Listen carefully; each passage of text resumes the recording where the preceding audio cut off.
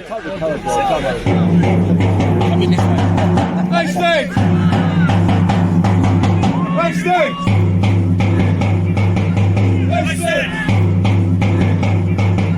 Hastings!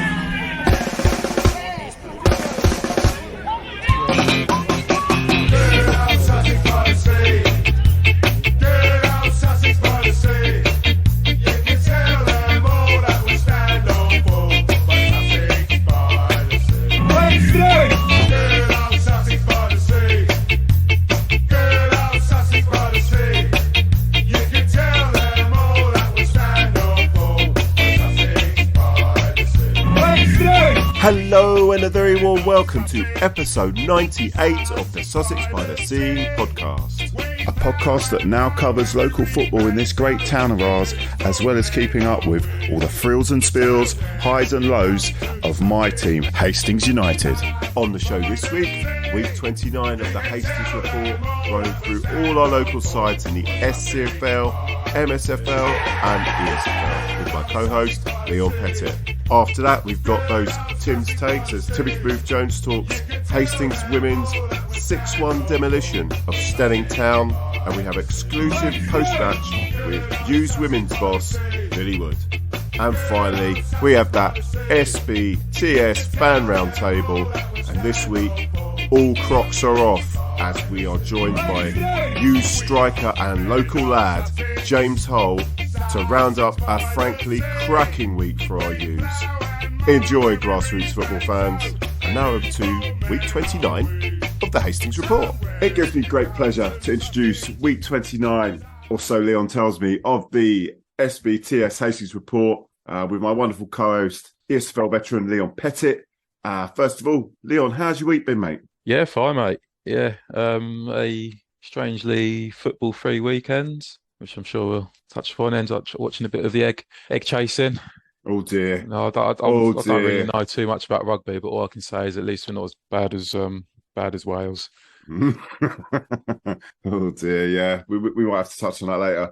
Yeah, so let's crack straight into it. And obviously a weather-affected Hastings report this week for the SCFL, MSFL and ESFL. Quite a few games called off, but there was some matches, so let's get talking about them. First of all, a cracking result here on the Saturday, which was Lingfield 1, Bexhill 4, Aaron Cook with 2, Connor Robinson and Evan Archibald. 8th placed Bexhill with a very comfortable win in the end against Lingfield. Just to mention for Lingfield, James Martin Allen got the goal and also got himself sent off for Lingfield. So there you go.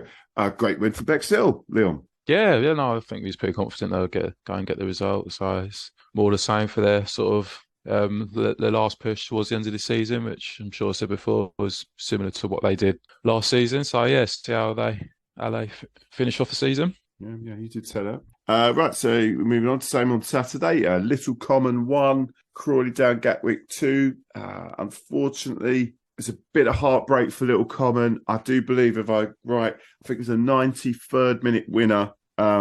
Despite going 1-0 up there for Little Common, unlucky for them. Sam Ellis got the goal for Little Common. Sam Clements and Rise White with that late one, winning it for Crawley down Gatwick. Nearly, Leon, Little Common pulled it off. Yeah, nearly, but nearly he's not pulled it off. Oh, you're harsh. You're harsh. I love it. But yeah, no, it's some butts in it. Yeah, exactly that. But looking at the table, Little Common are pretty much firmly mid-table. They're quite well ahead of Lingfield in 12th, sort of that bottom half of the table. They're sort of in no man's land, really. They're a few, they're about 6 points behind Peacehaven in 10th. But properly rooted in mid-table obscurity or safety, however you'd like to see it. Planning for next year. Right then. So, no other games. So we're going to move on to the fixtures. So just so happens that tonight, Little Common are going to Peacehaven and Tilscombe. Can Little Common get over their last-minute heartbreak against Crawley and get a result at Peacehaven? They beat them. Little Common did beat them at the Recreation Ground in September. What are we thinking, Leon? I'm going to say yes. Peacehaven have just come off. They lost on penalties. I don't know what stage of the FA Vars it was. Massive game for them. But you know what, I'm sure quite a lot of Hastings fans know out there what what a cup run can do to a team's league form. So based on that, yeah, Little Common must fancy the chances. Okay. And then on Wednesday, Bexhill are in cup competition in the Sussex RUR Charity Cup, playing Midhurst and Eastbourne, mid-table East Midhurst. I mean, you'd expect Bexhill to pull that one off, wouldn't you, Leon? Yeah, That one. Go home advantage with Bexhill turning up. As I'm sure you'd like to point out that I'm harshly saying the conditions down at Polgrove. A Wednesday evening at the Polgrove's no fun for anyone involved, let alone the away team. So are you listening, Bexhill? Heavily favoured. Well, no, Bexhill aren't in control of the weather conditions, are they? Or what that horrible sea air can do to you. But no, yeah, just home advantage. I'd definitely go Bexhill with that one. Again in the league, Little Common face on Saturday. Alford. Alford haven't won in 9 games. Little Common. Well, they've got to fancy themselves at that game, can't they, Leon? Yeah, no, Alford have, it's been a bit of a struggle for them this season. So, yeah, Little Common win there. Nothing else really. No insight to add to that. Okay, and then on Saturday, Bexhill then have got Loxwood visiting them at the Polgrove. Thoughts on that, Leon? Or is this easy 3 points for Bexhill? Yeah, I'd favour Bexhill. I'll be fearful to say easy 3 points because when you say that you might end up looking silly next week. But no, I still favour another team at the long end of the table. So favour Bexhill on their form. Okay, right then. So moving on to MSFL, Saturday's fixtures. So that was the 11th. Rotherfield 1, Sedlescombe Rangers 1. Regan Constable getting a goal for Sedlescombe Rangers. John Penny for Rotherfield. This was the battle of the bottom, and it ended 1 apiece. Spoils shares. Right? No, go on. Yeah, no, sorry, I was just sort of thinking, but yeah, no, I think Rotherfield would be more happy with that result, seeing as they got 3 games in hand over Sedlescombe, 3 points behind. Obviously, I don't know how Sedlescombe you don't really see much from them on social media, so you don't know how they feel about the game, but just based on what I see, I'd say Rotherfield might be more happy with that. Okie dokie. And well, that was it for league action, but we did have the MSFL Charity Cup semi-final, Hollington against Uckfield Town. Well, Hollington 2, Uckfield Town 1. Charlie Cornford got a couple. It just so happens that I've got someone who was there. Just going to give you a quick review. And this is the wonderful Borna Totter has went along to the Gibbons, and he just said it was a tougher game than we might have expected.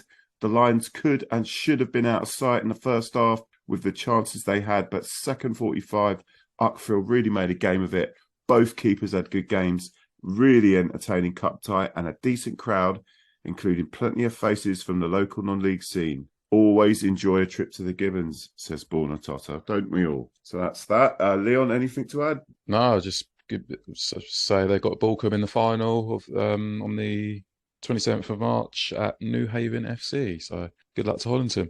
Yeah, good luck. Right. So and the only other game that's mentioned on the FA website would be that the Willingdon versus Westfield was rained off, so that didn't happen. We moved to fixtures. Talking of Willingdon will be facing Sedlescombe Rangers this Saturday. You'd hope Sedlescombe would get something out of the visit to winless Willingdon, wouldn't you, Leon? Yeah, you'd think so.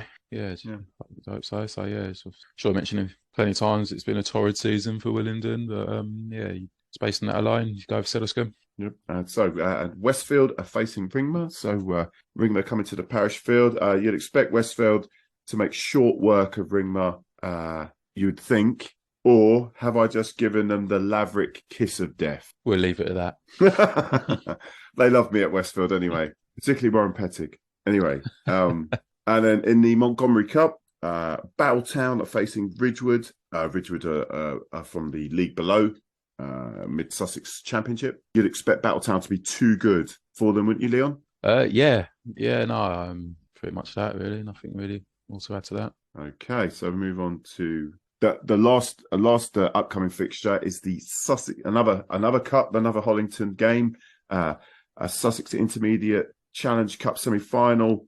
Hollington will be facing Punnets Town on Saturday. Punnets Town, obviously, of the ESFL Prem. But at the Gibbons, I just can't see Hollington slipping up. I mean, anything on that, Leon? No, I mean, Punnets have done really well to get as far as they have really in this competition, and they beat I think someone from the Southern Counties Div Two, which is a step up, a step above their league. So they've got pulled out one or two good results to get this far. So, but yeah, no, you think Hollington will be too strong for them, but I'd be proud if I was a Punnets player, fan, official, whatever. Yeah, should be a good day out and hopefully Mm. get good weather for it. So let's move on to the ESFL Prem. Again, weather affected. Got a result here on Saturday. Rye Town 1, Sidley United 0. Charlie Stevens getting a goal for Rye Town. And no surprise here there really. Rye Town looking really dangerous now. They've got 4 games in hand and 5 points behind Bexhill Town, who are top. So,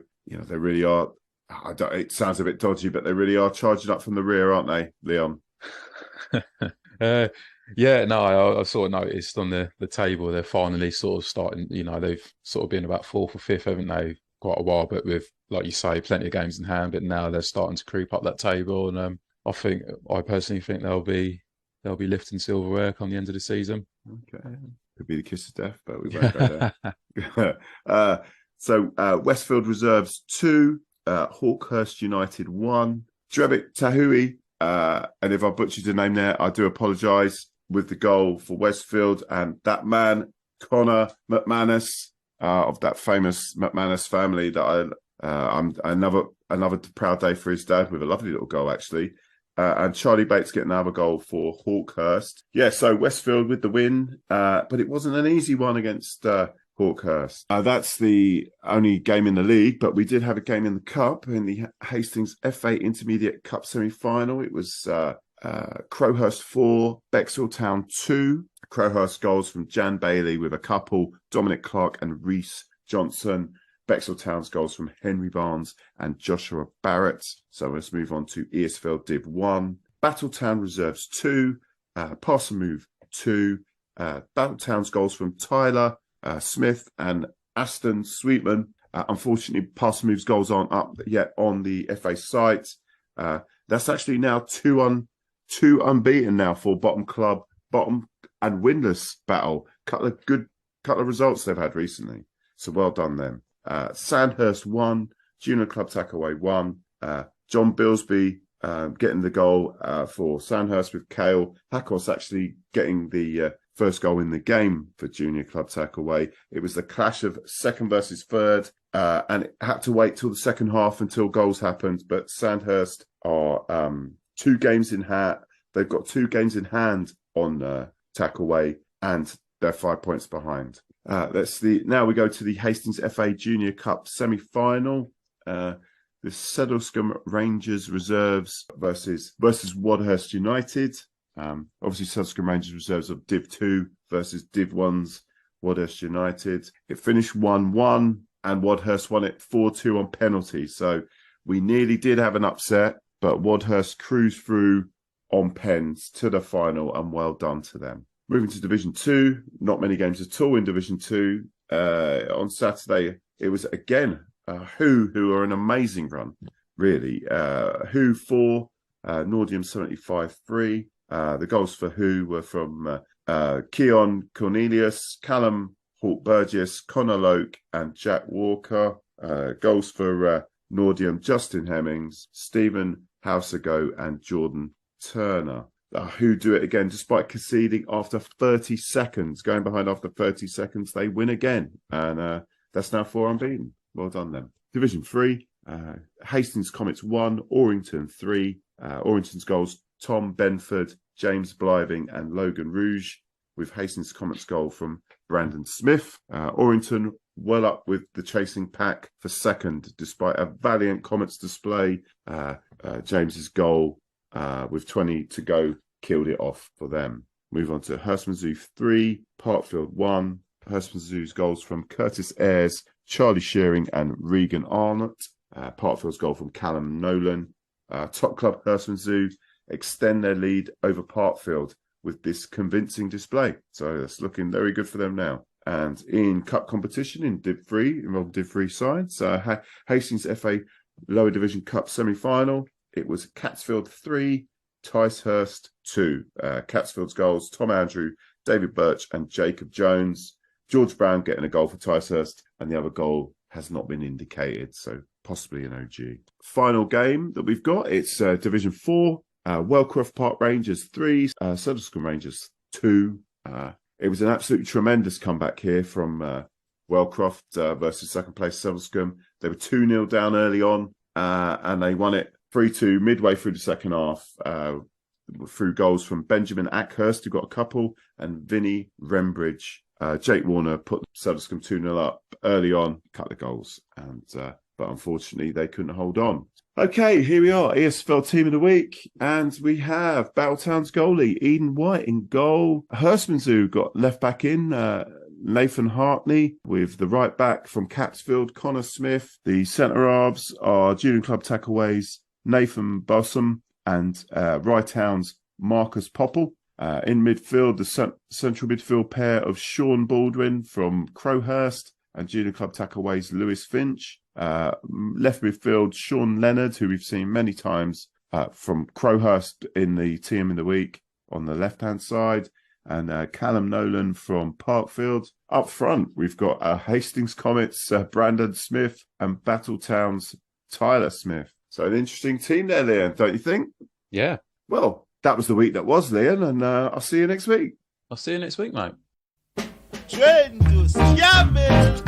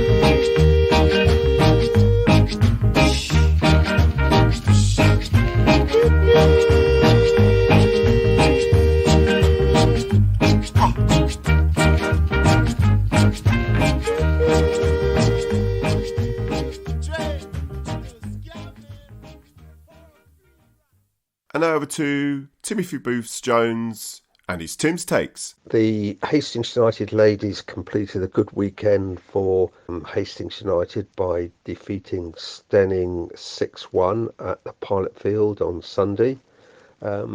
Played well in the game, played some lovely football, controlled the game, and there were no serious concerns during the match. We had Asha Moody playing in goal, who's only 16, and Beth Crease and Vix Phillips as fullbacks, Millie Main and Lauren Sharp as centre halves, Ruby Harris, Charlotte Kerr and Ella Roper in midfield, played two wide players, Brooke Nicholson Rogan on the right and Nicole Bate up on the left, with Sian Heather in the centre. It didn't take long for us to go 1-0 up, and we were 4-1 up at half time because Stenning scored quite a good goal actually when they were 4-0 down just before half time. But in the second half we just completed the victory with two more goals, one of them a penalty from Sian Heather.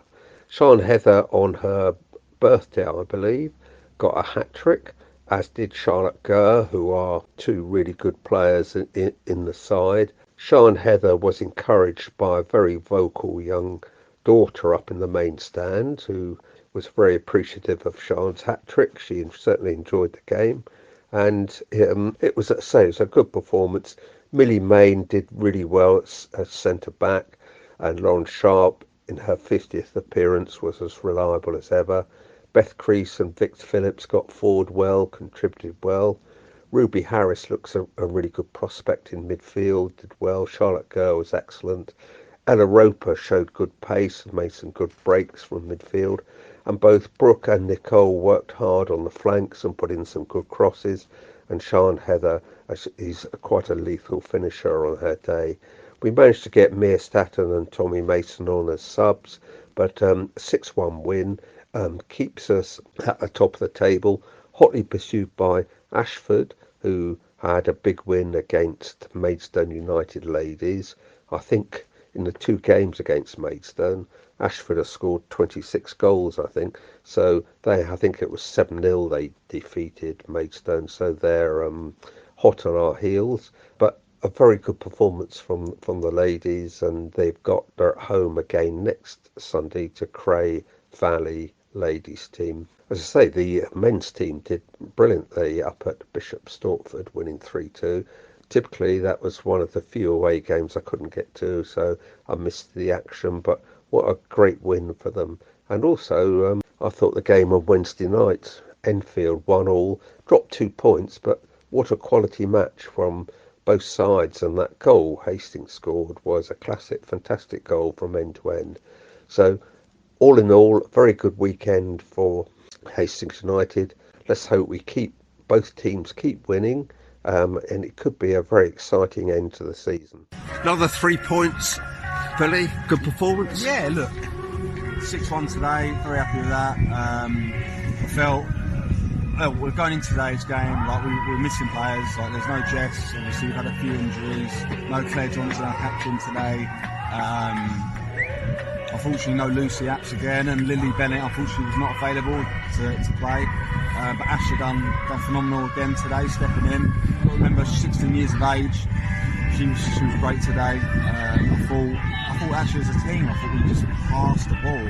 You know, to watch back those goals, I just thought we dominated. It never was in doubt. But we still had to get the job done today. We lacked numbers, but we got through it, and the squad paid off. Sian and Charlotte, 2 hat-tricks. Yep. Are reliable too, but there's some good performances all over the pitch. I thought it was good, yeah. Look, I think if you look at today's game, I think Nicole Bate-up played incredibly well. Her usual game is to try and stretch the pitch, get behind. Today she came a bit deeper, linked up play better, and I think it was a massive part of our game.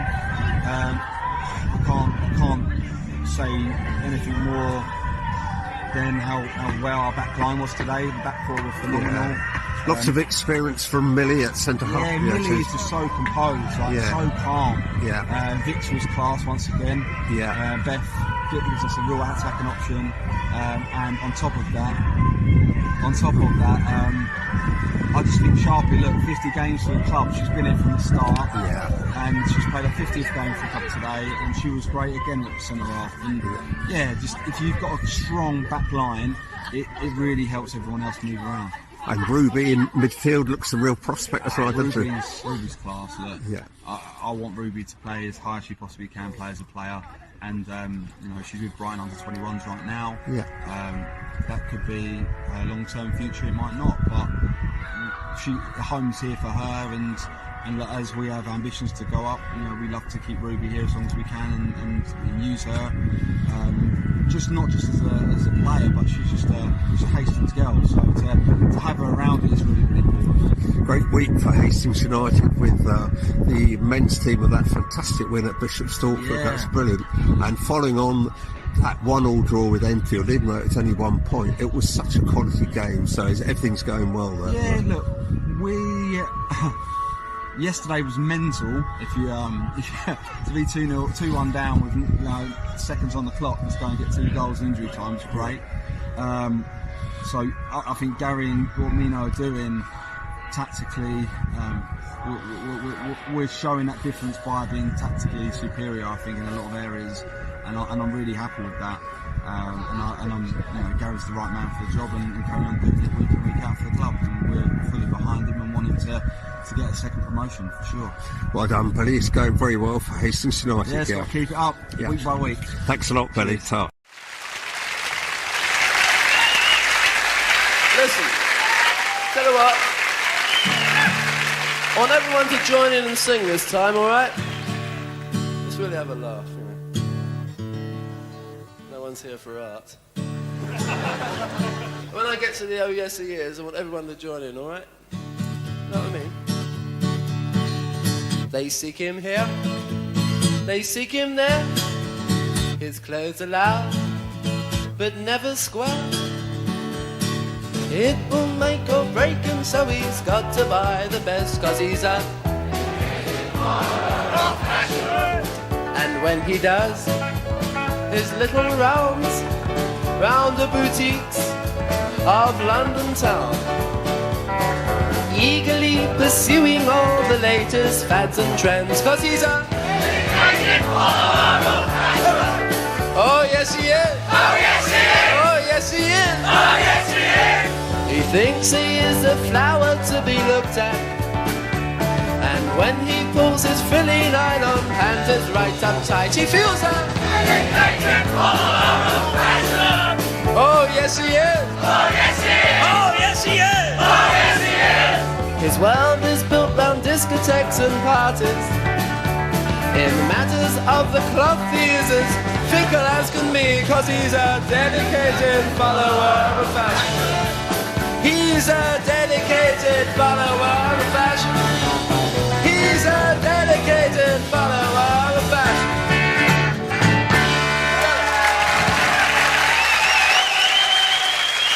I thank you.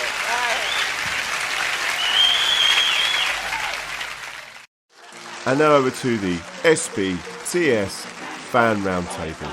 Many thanks to Super Malk, Windy John, George, who bangs our drum, Jaegers Matty, Ben Laguna, and of course, the crop master himself, super striker, James Hull, for making it happen. Anyway, it gives me great pleasure to introduce episode 98 of the Sussex by the Sea podcast. And I have got we've got James Hull there, who last time was, he was being judged for crimes against fashion with those Crocs. First of all, Jamesy, before I introduce everyone else, how the devil are you? I am absolutely brilliant, mate. How are you? I'm good. Yeah, soft radio voice there from Jamesy. Absolutely. Yeah. Absolutely. Always. Yeah. And just quickly, have you still got those Crocs on? I haven't got them on, but they're still alive. Yeah. They're lingering. Yeah, they're lingering. They still get worn here and there. Unbelievable stuff. Well, the gentleman that's joined us, George, who bangs the drum, Windy John, the wonderful Super Malk, and Ben, he also supports Arsenal's coming on, and Mr. Matt Allen. And as we do with anyone that comes on for the first time, Matt, tell me how you fell in love with this great club. Here we go. Probably started from like 8, 9 years old, going with Ben Bennett. He'll probably be on in a minute. We used to go there as youngsters. Kind of fell out of love of not just like Hastings, but football altogether. Done my own thing, motocross, BMX, had different hobbies. Went that way. Obviously, my nephew started playing. And who's your nephew, Matt? Just for people that don't know. TC's my nephew. So. He's my nephew. They will rebuild him. He's going to be coming back like $6 million man, mate. He will be. He'll be back. He'll be back bigger and stronger than ever. But yeah, always been interested in his football. He's a good little player since very young, and he joined Hastings. It's right on my doorstep. Kind of went a couple of times. Met you guys watching the football. Kind of rekindled the flame, as you say. So and here I am. I'm pretty much stronger and better than ever. Enjoying my football, I think. So all good. Right. Fantastic stuff. Well, thank you, gentlemen. And I'll obviously thank you, Ben, as well. You're being a bit quiet there, sir. Have you got 5 minutes for us before you go off to AFTV? No, what? Don't swear at me. don't mention that trash on here, mate. Oh, a bit triggered. I love a bit of trigger in here. And there seems to be someone else coming on now. Who's this? iPhone. That's probably Will's finally. Well, anyway, doesn't have an iPhone. Right, yeah, John his son. He's 100% Nokia 3310. He does not have an iPhone. 5110. He's still playing snakes. Yeah. Well, first of all, obviously James is here. Thank you so much for coming on, James. I know obviously we had a bit of fun with the judgment. I mean, it was actually quite a lot of fun actually when we judged you for your crimes against fashion. Since that time, obviously you've been out on loan to, was it Eastbourne Town? Yeah, Eastbourne Town. Yeah. First of all, I mean, how was that experience? No, yeah, it was good. It was good to get, some 90 minutes in the tank, like week in, week out. But yeah, Eastbourne Town, they've got some good lads there. I know some of the players there, and I knew the manager as well. So yeah, I fit in pretty well, and I enjoyed it actually. Really enjoyed it. Yeah. And what's the fans? I mean, I see stuff on like social media, but that don't really mean nothing. What's the fans like? Did they take to you as well? Yeah. There was a few there. That obviously because I was there before. I think a couple of seasons before. So some of them recognised me, but most of the games I played were away, and there wasn't that many there. But yeah, a few familiar faces. So I thought it was quite good. Nothing on new guys, but Well, I didn't want to say it.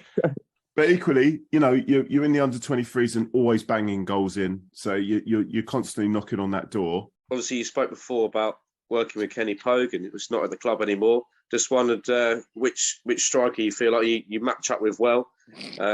Any of the lads you get on with particularly well? Any of the new crop? And how do you rate the new set of strikers? I like that new croc. I didn't say croc. I heard that. Sorry, go on, James. Sorry, mate. I mean, everyone I get along with really well. I think senior lads wise, I think me and Sammy, we get along really well. We always have a free kick competition before games and stuff like that. Like striker wise, I get on with Joe really well. Dave's a really nice lad. So of course Popey, I've known him for ages. So yeah, me and Popey get on along really well. But probably favourite at the minute, me and Joe get on really well. So yeah, I'd say him. Have you made Joe sort of start thinking about Crocs? I mean, because he's a young lad as well. Yes. I mean, to my surprise, he did come in wearing a black pair, so he is joined. Oh, he's next. He's next. He's getting it next. I might have called him out there, but yeah, he has joined me already. Any of you other lads want to ask anything? I'd like to ask if he's got an agent. Oh. He's in there straight away. I haven't got an agent, no. You have now. No, a very good one. My boy, I know a good one, eh? Yeah. No, that slot's open, so don't mind. Obviously, Popey's going to be out now for a couple of games, unfortunately, because he got that ridiculous how they could give him a yellow card for that. So a window has opened, a window of opportunity. So you definitely could get, you would hope, some minutes at least. Has Gary spoke to you about it? Not yet. No, I think the first training session is tomorrow since Popey's suspension. So yeah, hopefully I'll be in his head. I'll be in his train of thought. But yeah, just gonna have to see how the game goes, see how it feels, see how they feel is the right decision. You had a run out the other night at the under-23s, yeah? Yeah. Couple of goals? Yeah, a couple of goals, just a couple. Well done. Well done. Yeah, it's good. Got to get that trophy back. Oh yeah, don't worry about that. We'll be winning the double again this year. Yeah, nice one. Did I see Norrie scored as well? Was it Norrie? Yeah, he scored 2 as well. Yeah. Nice one. That's good. I've got 2. Yeah, well done. I think we might be letting him off about the Crocs now. What, Norrie? Yeah, Norrie. Yeah. He's another crocker, isn't he? Who was the one that was a slider? There was someone who was a slider. Oh, Was that TC? Was TC a slider? He does like a pair of sliders. Yeah. I think he is. It's unbelievable. I mean, let's not talk about the shit we used to wear as kids, but we won't. Dogs. Clark. Like clogs, yeah. Platform shoes. I don't know what you're talking about either, James. Don't worry about it. Yeah. What you say, George? I said, I don't know what you're talking about either, so James, don't worry about it. For our time, isn't it? Get out of it. I reckon Chris is in Slazengers. No, do you remember those black plimsolls you had to wear when you were going to school? Do you remember? Those, before your time, James. I was so used to this, I normally had to get mine out of lost property, so I had like 2 left shoes and like some year 3s, like plimsolls and shorts, or playing my pants, one of the two. Then it went on to kick. It went on to kickers after that, didn't it? Was it kickers was the main shoes, wasn't it? Oh, what? Pink. I used to have pink suede kickers, mate. Pink suede kickers. Get in. Come on. And my mate threw up on them. That was the end of those. Bastard. I've always hated him.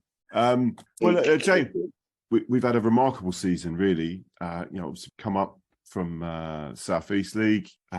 We're on that borderline with the playoffs, which is obviously 7 games to go. We're all really excited.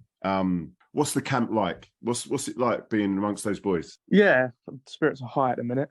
But obviously the team, we're all about winning, so nothing's ever good enough for us. So we're just looking to kick on now, get as many points as we can out of these last 7. Keep our head down, stay focused, and hopefully get a really good place in the playoff. In a minute we're on a really good high. You've got to keep the momentum going, obviously from Saturday win. Just don't drop off now. Just keep going, keep the train going. Well, you mentioned the Saturday win. You mentioned the train as well. First of all, we were not. I don't know if you know about this, James, but it was our annual supporters jolly. So Bishop Stortford was the selected one, and was it 8:21 we got on the train again, chaps?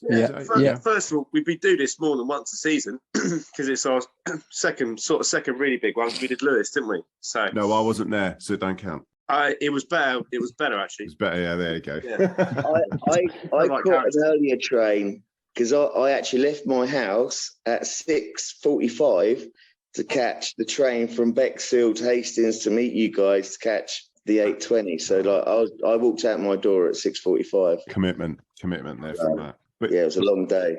It might have been a long day, but we were all buzzing, and that was through no ingested things. That's not why we were buzzing. It was because of the team, and maybe lots of alcohol that we might have had. But a wonderful day. Anyone that's listening, great jolly, good fun. Tim and the boys who were on the train with us. I mean, we must have had about 40 people, 30, 40 with us on that train. I can't remember. Am I exaggerating? I think it was 20 that left Hastings, and then George met us at obviously Tottenham Hale, so it was 22 on total. Yeah, there's only like 22 of us. Yeah. I was Billy Wood numbers that I was giving you there. Go on, sorry. Though.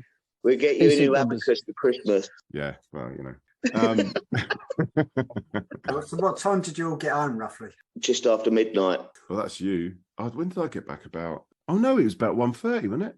No. What time did we get back? 12:30. No, we got dropped off. We stopped at about 11:10, I think. So, it could have been 3 a.m. for all I know. We dropped off George. I don't know what time that was. It must have been about 11 o'clock or something. And I remember getting on the train from Ashford because we had to change, going back to Hastings, and Ben's in the seat next to me going, "Come on, mate, let's go out in town. Let's go out in town." I'm like, "No, Ben, I'm not doing it. I wasn't that persuasive on an early start Sunday. I wasn't that keen, to be honest. You were egging it on a couple of times. You didn't fancy it. That is an absolute challenge there. Jeez. That's a first. That's a breaking news hot take. That is. Matt Allen didn't fancy it. It's only because I had my daughter the next day, so I was just taking it easy on that Saturday. Well, did you hear the story of Tim and Charlie on the way home? Oh no, go on. Well, I think Tim had to sober up quite a lot because Charlie was well and truly gone, and he was trying to get him home, and the bus pulled up and offered to give him a lift. Dropped him off at the end of the Leighton Road. To be fair, that's quite close to his house, so I think they were both grateful. See? So other than that, people getting drunk, James, we obviously come along, we supported the team. Even when we were 2-0 down, we were full of voice, great support from everyone. Tell us what you thought. I mean, you're sitting on the bench there. When we were 2-0 down, did you think game done? Or were you were confident we were going to come back? I mean, I always knew we had a few more chances in us. And to be honest, I think we dominated most of the game. I think there was only like a 20-25 minute period where they were on top, where they could have gone maybe 3 or 4. But obviously we stuck it out. But yeah, the chances came in the end. Obviously good substitutions made an impact. Freddie, I think, was really good again. Obviously we didn't stop hearing you guys throughout, which is a massive help. Yeah. So but yeah, I always thought there was a little bit of hope. As soon as it went 2-1, we were like, okay, we're in here. Yeah, it was in quite some style that we finished it off. Yeah, won't be forgot for a long time, that one. And buzzing for days after with that one. It was a wonderful win. Go on, chaps, go on, please. No, I wasn't at the game. So who was holding the drum up at the end? That's mad. It's Disney, wasn't it? That's fantastic. Well, I'll tell you what, we've had so many times when we've all just run down the front and we've all just gone absolutely nuts. The drum always gets left behind, and that's the ringleader. That's what leads us on. I thought it could come join us this time. So I just saw the drum in the air. I thought, that's not John. Yeah, that was me. Jules went off and left it, and I took over. I've just been sent a screenshot from there's a football page called FANBASE.co.uk, and they do just anything to do with fans, anything football related, like Premier League all over. And they've put up a post about us on Saturday and about the comeback. So it's on, if you go on their website, fanbanter.co.uk, it's actually on there, and they do all sorts of football. Yeah. Even they've picked up how mental it was at the end of the game there. Yeah, I think it's turned up on a few football pages, isn't it? Brilliant. Yeah, well done, lads, all of you. Brilliant. Yeah, fantastic. Was Malcolm there? No, I wasn't there. Gutted, I am. That's why we won. Yeah. You know where I was? I was having a hypertension test at 3:00 down at the doctor's, and then, of course, pressure wasn't too bad, and then got home and see this going on. God, if I'd had it afterwards, God knows, I'd put me in hospital. And that's just watching it from there. I'm just watching the tweets come through. So, honestly, that's well done. Brilliant. Just one. Proper scenes, eh? Well, just pure joy, mate. Yeah. Pure joy that was. And I think, I don't know who was screaming in the stand. Was it Hayley? No, in the main stand. There's somebody in the main stand, a female. She was, from Joe Knight footage. There's some girl screaming. You can hear the laughing. Probably Hayley, I would imagine. My God, that thing that started it all. Brilliant. I can't honestly. I haven't watched the clip so many times as that one. Just brilliant. I thought that was Billy Wood screaming. It might have been, yeah. I've watched it so many times. I just keep watching it all over and over. It's just a real buzz. That's a real buzz, isn't it? It's why you go to football, isn't it? That's why you go. Chris, did you see the steward guy? What's his name? I did, yeah. Tyler. Yeah. Is it all right? Yeah. Well, he got into a row with Gary Histed. Right? There you go. There you go. That had to happen, didn't it? Top man, eh? No, well, he come up and we had a conversation after the game, and he said they changed the formation to kind of deal with what we brought on, and it went tits up. And he goes, well, you remember when you were on? He was saying they weren't playing so well, and they're a little bit squeaky bum at the moment. And well, we caught them. I think we gave them 3 of the best trousers down, didn't we? It looks like it, doesn't it? But yeah, no, he was good sport. And then Gary Histed rode into view, and then I can't really say on here, but like it's just stuff happens, and okay. It's Histed is as Histed does. He wears a beanie and wears a mankini. That's all I'm saying. He's been quite quiet. He's been quite quiet this season, though. He's been a bit low key, actually. It was due one to come out. Yeah, he wasn't. Him and Rob French. But yeah, there you go. Now zoomed in on Rob French right at the end. That was just incredible. Yeah.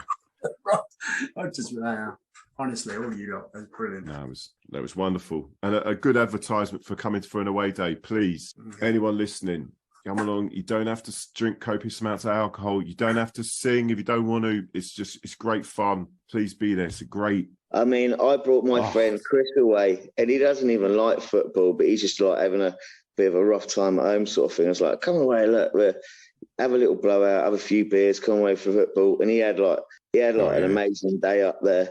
And he's not even really into football. Do you know what I mean? He doesn't even like it. And we was 2-1 down at the time, and he went for a pee. So he went to the toilet. And as he went to the toilet, Sammy Adams' goal went in. So I was like, oh, your mate just scored a scream. And he went, oh, did he? So like, he's like a bit scared because he's heard about what happens with like football, but not really at that sort of level. He's like, oh, right, oh, did it? And then with that, he's washing his hands.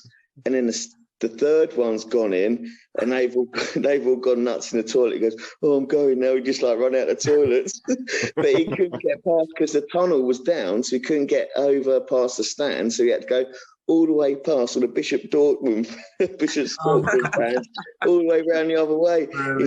He was like out of his mind. He didn't know what to do. They were gone nuts, and he had to make his way back round. But it was so funny.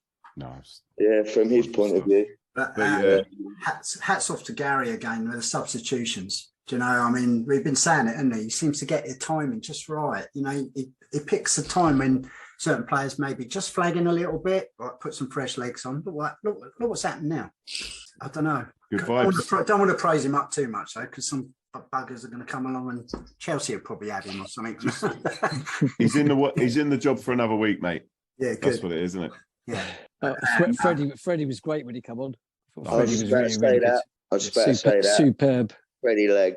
He's done well, actually. He's done well in most games, actually. He's done well in a lot of games. What do you think about? Oh, go on. Sorry, Ben. Go on. I don't actually think we would deserve to be 2-0 down. It was kind of flattering for them. I thought the first half was really good. And then, obviously, we went 1-0 down at half time. And then there was a little bit of a slow start to the second half. But once we got that one goal back, it was just all us banging on the door, wasn't it? It was just... We were just basically sucking the ball back into that net in the end, and it was just unbelievable. Well, yeah, I thought first 15 minutes of the first half, we started slowly. Didn't they get a goal fairly quickly, didn't they, at the start, didn't they?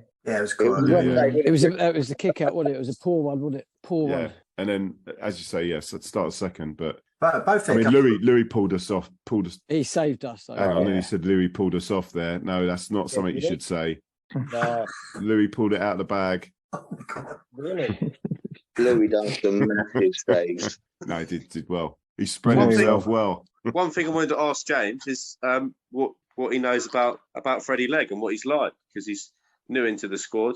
Yeah. I imagine James has played with him a lot more. Hey. What does he Chris,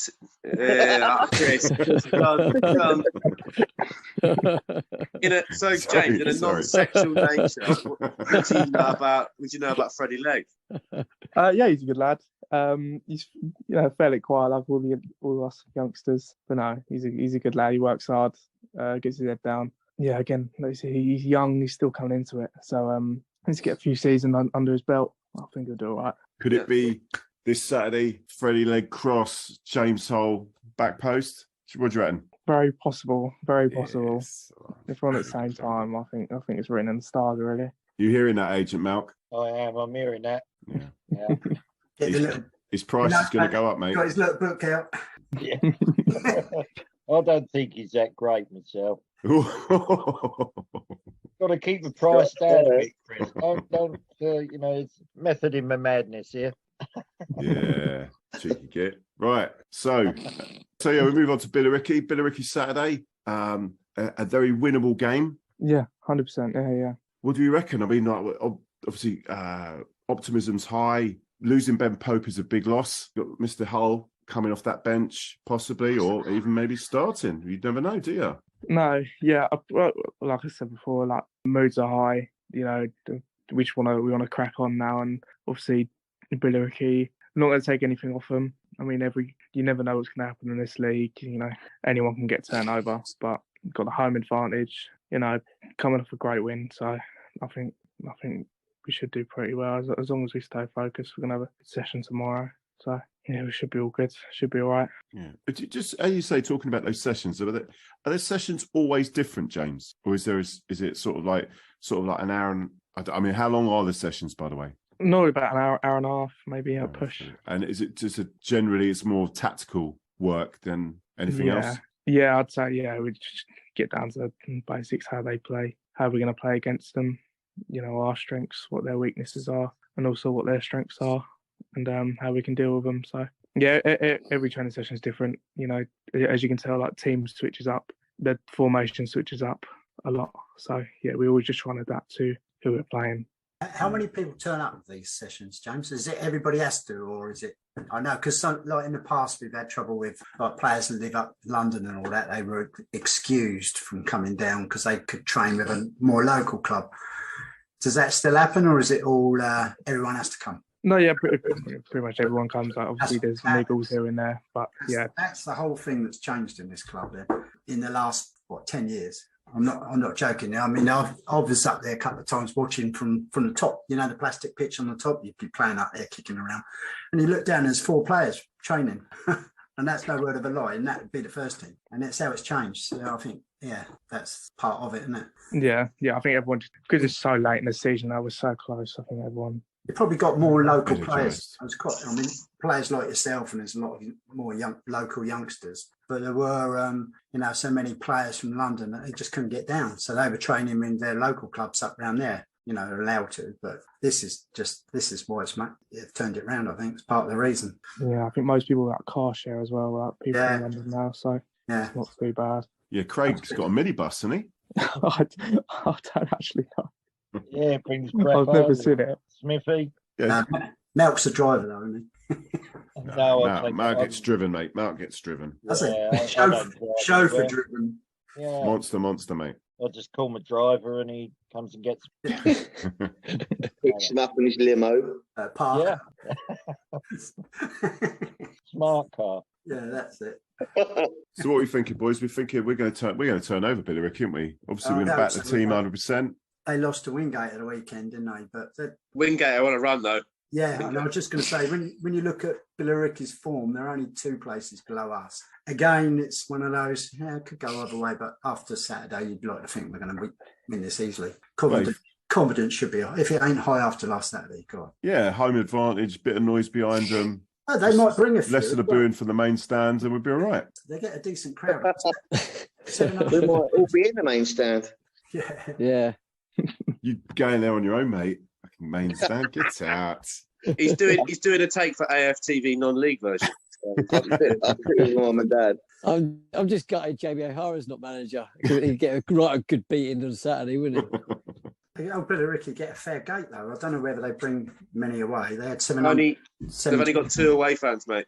Oh. Yeah, Bill and Ricky. That's all. Ricky and Dicky. There we go. Kazoo's not to hand, mate. That was a Kazoo one. That was, mate. We've not had one this season, actually. It's a bit shameful of me. Yeah, just what we want before you leave. James, can you show us the said items, please? I want to see that they're still around. Come on. I haven't actually got them with me. Oh, look, Chris is crying. But I can wear them Saturday.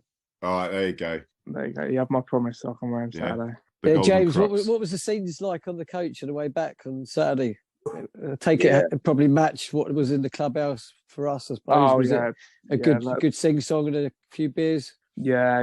You got the beers in, got the music turned all the way up. Yeah, it was a good vibe. It was the classic away day. Quality. Was even the away players didn't even come into the clubhouse. They sat in a classroom on the side, didn't they? They didn't even come in. On our way out, we see them. There's all in the classroom eating their food. It is. Yeah, we let them have it. Talking of music, James, was it Andy Q's? Who works in the PA? He does the PA music now.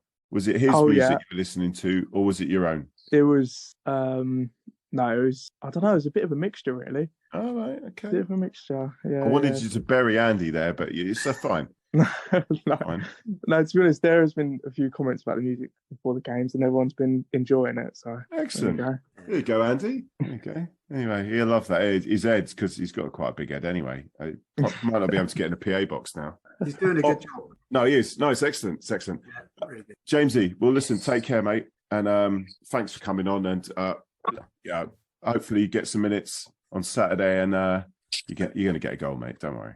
Thank you. Cheers for having me. Thanks for all the questions. Appreciate it. Take care, Jamesy. Cheers. Cheers, guys. See ya. See you later. Good luck Saturday, mate. Cheers. We're talking about the club bulletin. The club bulletin's come out now. I'm obviously completely from the heart here. After the Bishop Stortford game, obviously we were all buzzing, 100%. Looking forward to the playoffs. In my opinion, the club bulletin's come out and has somewhat deflated that because we're talking about the actual thing they're talking about, this rearrangement of the management team. It's the same people. I don't understand why it's come out. And then there was comments about the fans. We should be talking about a fantastic victory, and we end up seeing this, and there's various stuff that's been on social media. I will talk about this a bit more, but who wants to start? I'll start. First of all, for those who haven't read it, and there'll be people listening who haven't. So the bulletin had a range of topics, and I think it's positive that the club want to inform fans on a regular basis with a bulletin. I think it's the sort of thing that we've been asking for a while as fans, to be kept in the loop.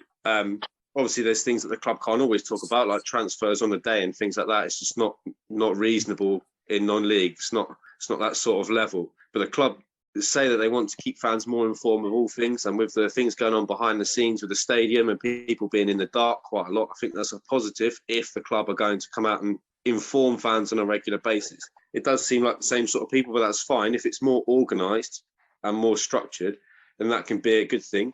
I think more fan representation on that might be a positive. If we can push for that, that would be really nice. And going forwards, as a bulletin itself, it got a bit bitty towards the end because it talked about journey forward as the club, who's in the this sort of new committee, didn't really lay out structure, and then there was a sort of weird comment at the end that wasn't separated, as almost like a passing comment of someone not really writing a proper bulletin, talking about negatively about fans, which is interesting on a few points because it's on a day where many fans had made a long trip up to one of the longest away trips of the season, away to support a team, trying to get an unlikely set of points, spending, a lot of us owing for 3 figures of pounds going to watch the club, supporting the club for the 90 minutes when 2-0 down, and being part of that, coming back to a victory. And it does look like it's aimed at that sort of fan that goes and does that, which is a bit of a shame, talking about bad language, but not specifying anything at all.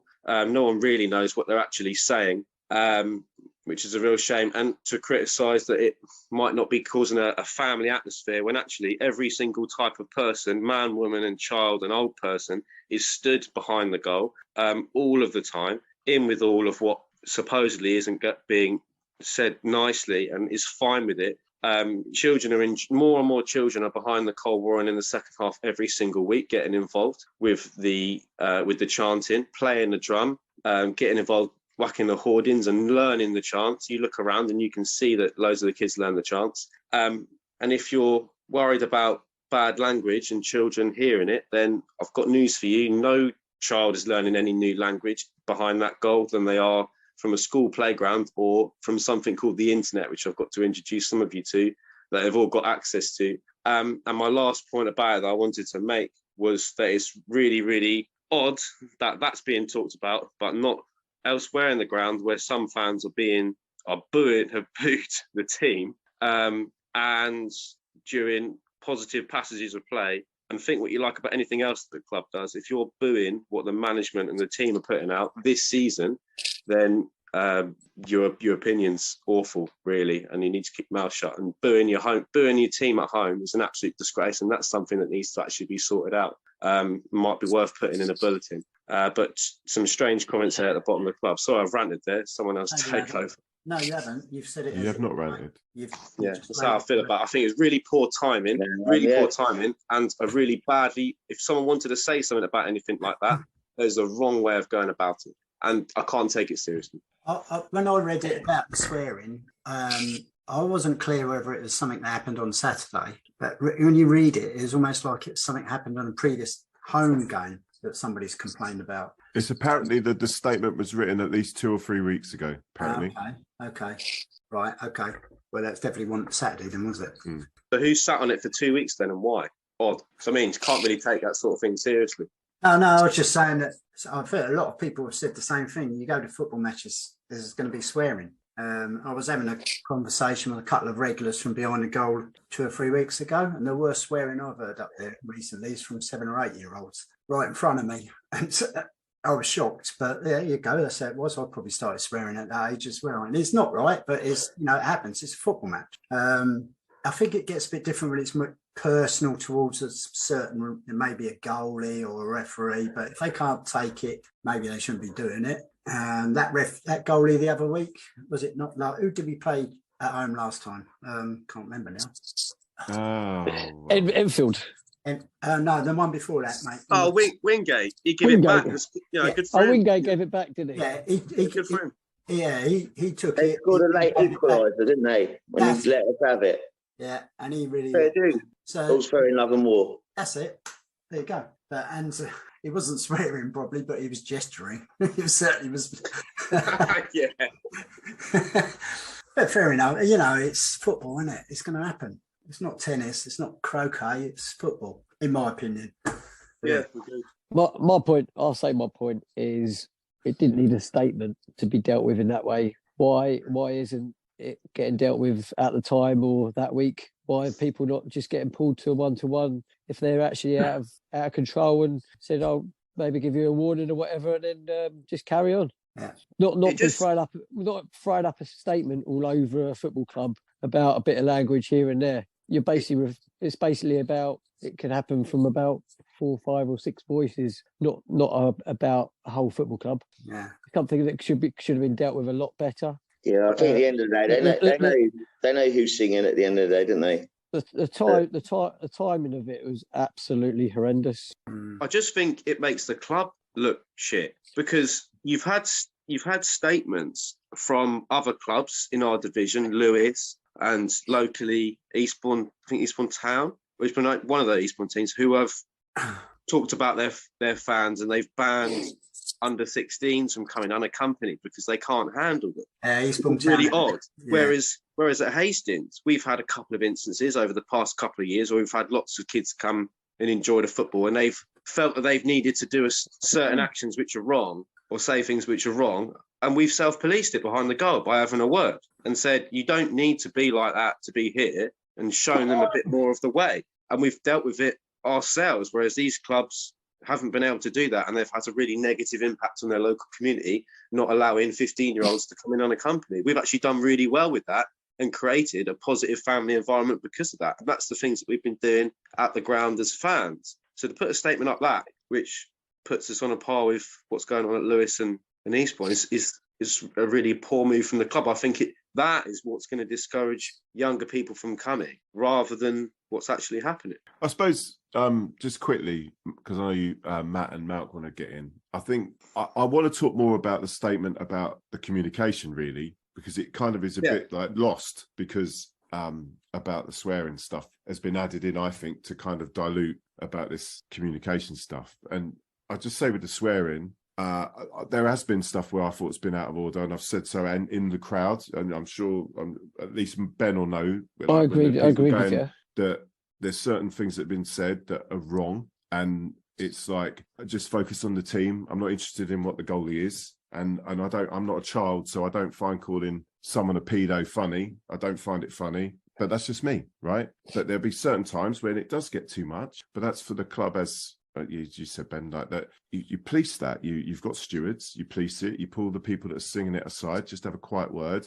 Maybe not that, this, that, and the other. You don't need to bring out a statement. Yeah, that kind of tarring people with the same brush. And I'll leave it there. But sorry, Matt and Malk, please. Sorry. I haven't seen the statement. I don't really know. It's interesting to hear what people are saying, but I haven't seen it, I must admit. So I'm interested to see it now. But yeah, I can see where you're coming from, and what everyone's saying. I agree with what everyone's saying, to be fair. And that's without seeing the statement. But I suppose something's got to be said, and they've come out and said it. But at the end of the day as well, it's the timing. So, yeah. Especially if it was written 2 or 3 weeks earlier. I'm not getting that. Yeah, come out straight after it's happened. than Now, 2 or 3 weeks so that's later. no, I know that. That's even more confusing for me. Well, before I say any more, Matt, sorry, mate, you ain't really spoke. No, I'm all right. I'm good. Okay. Well, so just to me, this could be dealt with in a proper fashion. Again, I'll go back to the communication. It's the same people that have just been moved around. There's no idea of what the structure is. And is it going to be a structure that's better when they're saying that Sam Hasler's out injured all season and when they know he hasn't been? And you've got your manager having to come out on camera and bail you out. You know, there should be like apologies, really. Are the same people doing the Twitter? Do you know what I mean? Is it going to be, do you get what I mean? Like, who's doing this stuff? Because it's like, you know, we've had bad communication for a number of, let's not talk about the ground, you know, in terms of statement that come out last time. The one that was numbered 1, 2, 2, 1, 3 on the bullet point. Yeah, it was good, wasn't it? Yeah. And, you know, I'm still sitting on an interview from the council that I can't release because the council was still scared of legal action from the club.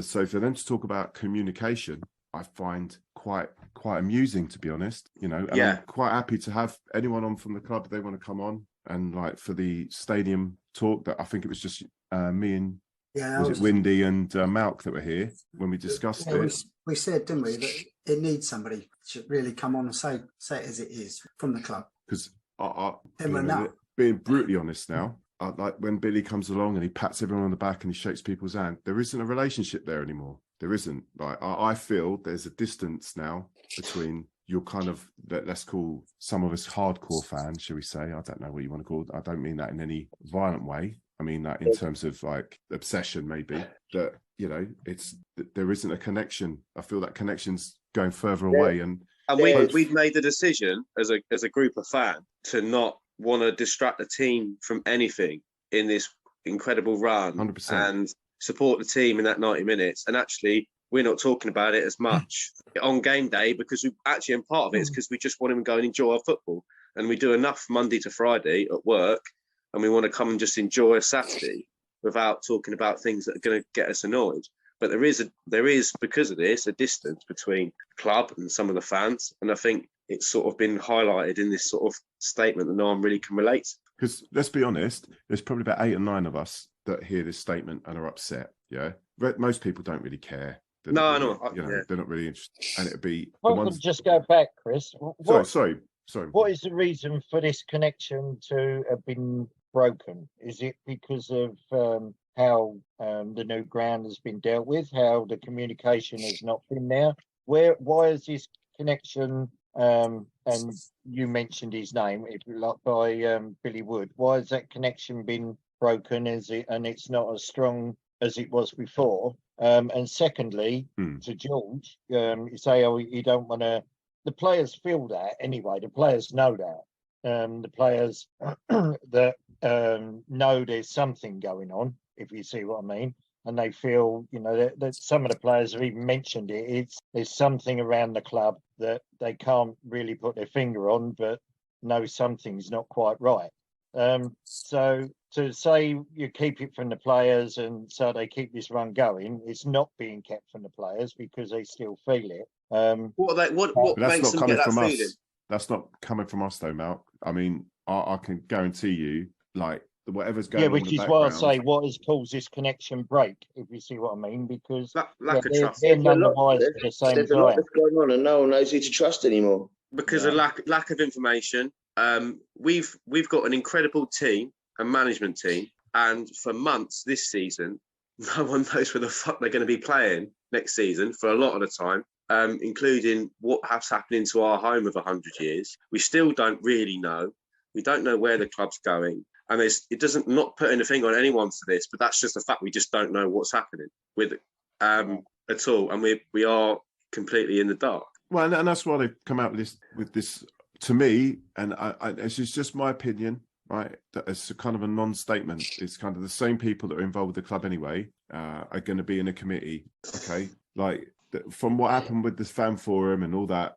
Maybe I've got personal. I'm say animosity. It's not animosity. I haven't got animosity to anyone. I don't hate anyone. So don't get me wrong, but my trust levels just after how many months they knew about going to Eastbourne that was, you know, that it's not an open book, is it? Like, you know, we've gone from sort of Aggie, you know, to, and maybe that's my naiveness with everything, but, you know, I felt that I found out. So I think we was owed a little bit more than for being thrown at the last minute. yeah. So I mean, it's difficult to put into words, Malcolm, because I think it's changed from their side as well.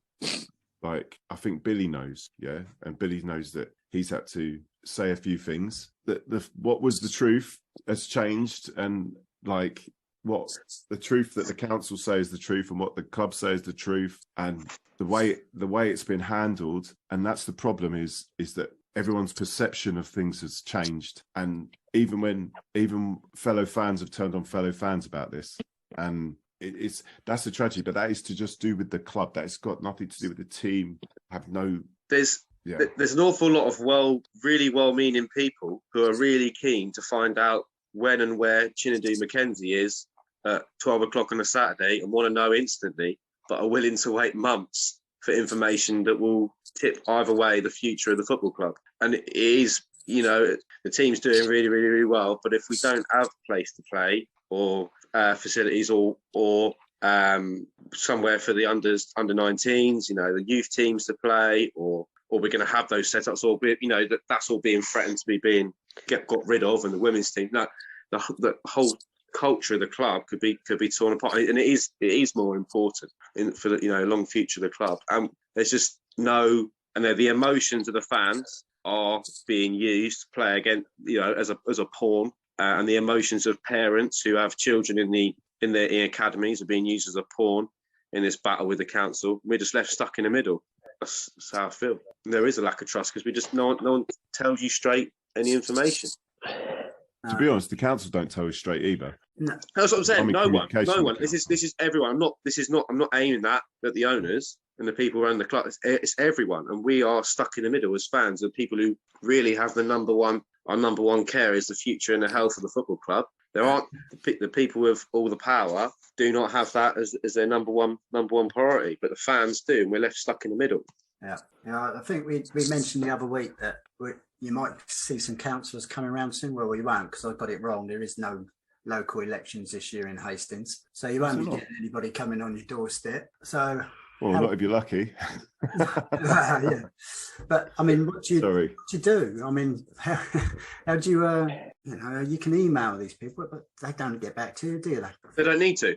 No, that's fine. Well, there's a report coming out. And it's all like I'm not going to say, right, but this is all done and dusted, yeah. And it's once this report comes out, things will move. So things will start moving in April when this report comes out. Okay. And you know what's in it? No, I don't know what's in it. I know what should be in it. So that's what I mean. So we're all waiting, and there's no information.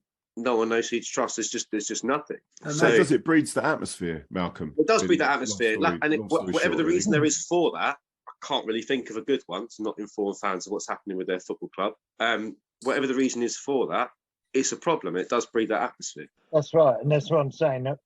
Nobody knows or anything like that. But then to say, you know, we're trying not to involve the players or keep it away from the players whilst they're on their run. They know something's going on, but they don't know what. So, you know, that's all I was saying on there, because I didn't know what was why that connection with Billy Wood, if you like, had been lost. I had my own opinion on why it had been lost, but I didn't really know why. What's your opinion, Mel?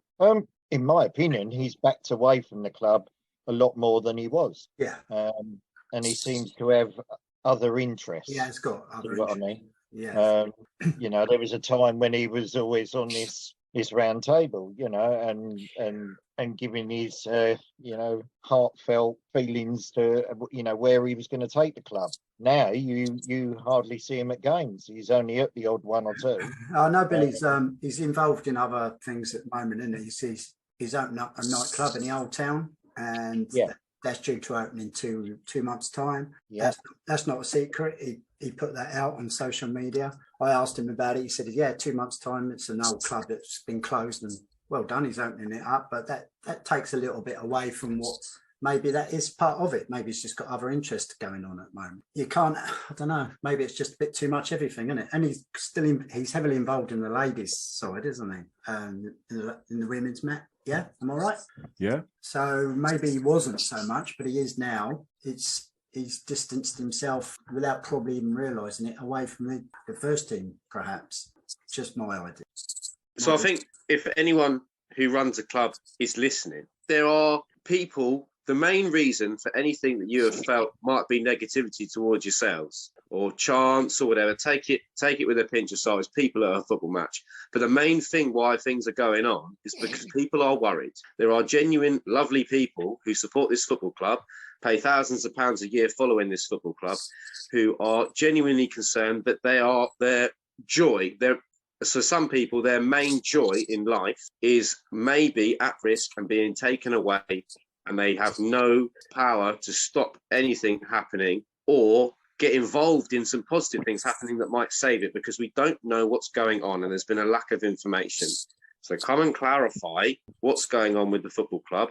The council have a statement and an interview which they cannot release because they are so scared of legal action, when actually the council, the fans and the owners of the football club should be working together, not against each other, to protect the future of the football club. So why can't they have an interview and talk about what's going on with the football club? Are they doing something wrong? Come and tell us. Come and be open with us. Come and talk to us more. Come to a game. Come and speak to us and be open and honest. And have more of that communication if they are being so awful that they can't say things because it might be illegal or they can be sued for it. Come and talk to us, because there are people, the more you clear up, the more people that you will have on side to do whatever you want to do. But right now, people are really worried, and that worry will come out in all forms. It will come out with not going to the football club, being annoyed, having a bad relationship with the club, singing chants against the owners, doing protests. It's going to have all sorts of implications. So just come and, hopefully this statement and say they're going to be, come and talk to us more, but come and speak to people in person. Do it a bit more. It's just one big division, isn't it? End of the day, one big division between the owners and the fans. It doesn't have to be, though. It doesn't. Not all the fans, though. Let's be honest. Not all the fans. No, a lot of people. Not all the fans. Yeah, let's be representative here.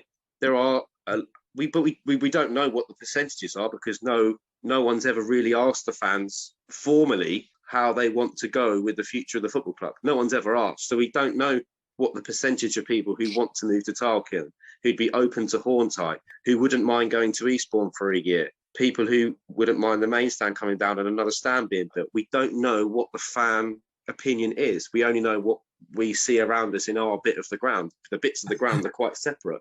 Yeah. We don't really know what other people think because we haven't been asked. And I think we really need to have a fan set of opinions that we can go for the owners and the council to move forward, because it's so divided. Yeah, you're right. I mean, I've been saying for years, right? I mean, what's our average gate? Probably about, at the moment, 800. So we say 800. There's not 800 people crying to get onto Chris's podcast every week. There's not 800 people going on the forum. It's just a handful. Basically, it's a small percentage of people that verbal each month. So what happens to the other lot?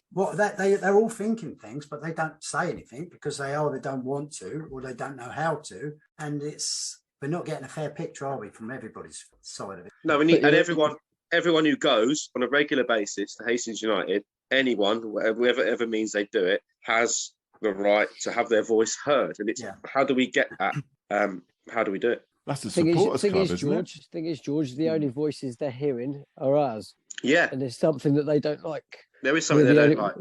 But we could, end of the day, with having such a lack of information, the place could be a lot more worse than what it is. But we don't. We've said to ourselves, we're not going to take it to match days. We barely talk about anything about the club apart from we're about backing this team. That's all we do on a match day. It could be a whole lot worse. We sing chants about the pilot field. Big deal. We're allowed to. We're not singing offensive chants. And then they put a bit in a statement about make some new unimaginative chants. And what are they talking about? Hold on a minute. When it comes to chants, I think we've probably got about 20 to 30 chants between us all that we'll sing on a match day. I don't think there's anything offensive about any of them. And that chant thing has turned round completely in the last 5 years since George has got hold of it mainly and turned it into our own chants. You won't hear other teams singing some of the stuff that you guys sing or anything close. But 10 years ago, we were just like copying stuff from Premiership, basically. And it's changed. And it's all about what's coming out now is all about the club or the team that's playing. And it's far more important than it was 10 years ago. And it's not, in my ears anyway, there's no swearing in the songs, not as much as it used to be. So that's improved. It's all supportive. There's not really any not supportive chants there, to be fair. We don't even do chants about hating Eastbourne or Lewis, or we don't even do stuff like that. Exactly. I don't think the fan base is interested in it. And 75% of your songs are about players in the team. You're naming all the players. There's probably not one player that hasn't got a song. So there's a couple, Wendy. If we can give you a couple of players, mate, to write some chants for, Kane Penn needs a chant. It's a left back curse, actually, not having a chant. Left back in the studio, it should be called, but they're not. Yeah, they don't really get a song. So Kane Penn needs one. Freddie Legg needs a better one. So if you can get on it in the week, Wendy, that'd be great. What else can a retired man do with his life? Yeah, get a pen and paper out. Can I introduce you to? Hang on, I'll get me on. Wendy, can I introduce you to Keith Wareham? Here we go. Yeah. You've already got a few chants. Yeah, Keith Wareham, he'll help you out, mate. Okay. But I do like the bit about today. Did you notice the picture of Stoney and Breffo, and then they put the Stoney and Breffo song up, and you're like, 2 days ago you put up a statement about making new songs, and that's one of the newer ones that we've made. Exactly. One of your ones was on a T-shirt last season, Ben. I know, mate. I know. See, did you get a cut of that merch? Probably have to. I'll tell you what, Ben. You need an agent, mate. Does anyone know anyone? I know one. Oh, he goes. He's got it. Straight in there. I'm thinking of branching out into the entertainment business. I know a CEO who could help you out, get you a leg up into the industry. Yeah, just don't work for the BBC, mate. You know what's going to happen there. Oh yeah, that's true. You can't sing anything there, mate. Also, on the same hand, you kind of got to rattle them a little bit, ain't you, and take their mind off it and just distract them from the game. And you got to kind of get under their skin a little bit as well. It's one of them, isn't it? It's you're behind the team, you're cheering the team.